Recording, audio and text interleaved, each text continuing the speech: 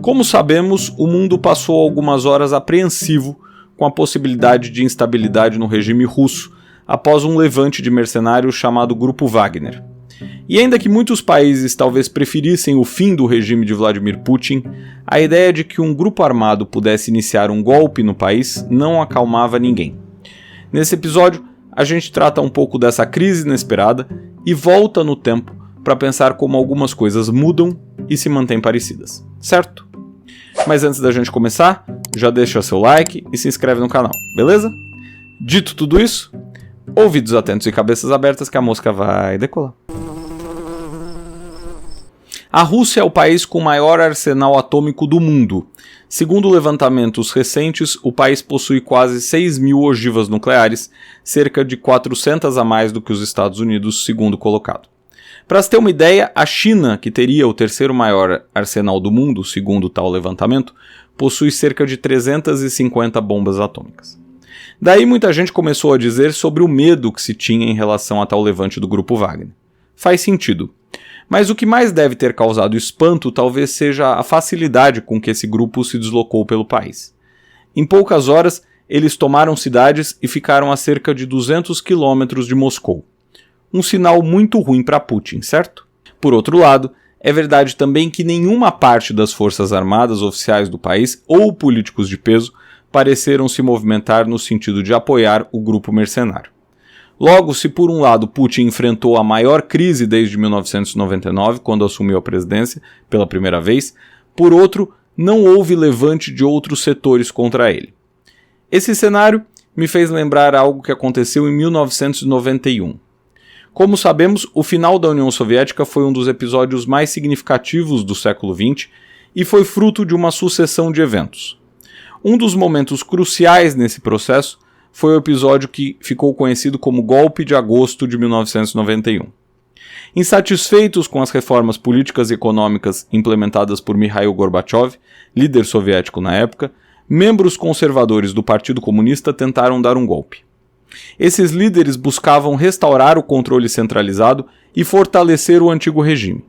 Para tanto, anunciaram que Gorbachev estava doente e que ficaria afastado em sua casa de verão, na Crimeia, por um período.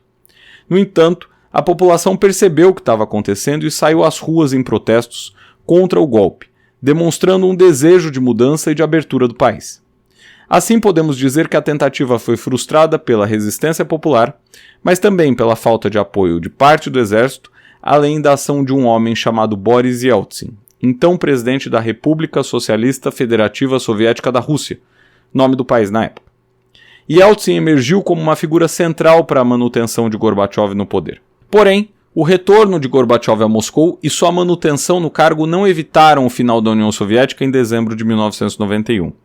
Entre agosto e dezembro, algumas repúblicas soviéticas declararam sua independência, caso da Estônia, ainda em agosto daquele ano, seguida por Letônia e Lituânia. Outras repúblicas como Ucrânia, Belarus e Cazaquistão também buscaram maior autonomia e independência, desafiando a autoridade central de Moscou. Em 8 de dezembro se assinou o tratado que criou a Comunidade dos Estados Independentes e em 25 de dezembro de 1991 a bandeira vermelha da União Soviética foi baixada pela última vez no Kremlin, tendo sido substituída pela bandeira da Rússia após a renúncia de Gorbachev. Era o fim oficial da União Soviética. Pois bem, mas por que lembrei desse episódio enquanto acompanhava o movimento de tal grupo mercenário rumo a Moscou? Primeiro porque Putin é fruto indireto desse processo.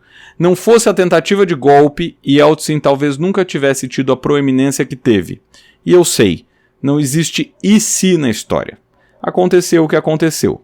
Mas é fato que Yeltsin foi fundamental para a ascensão de Putin.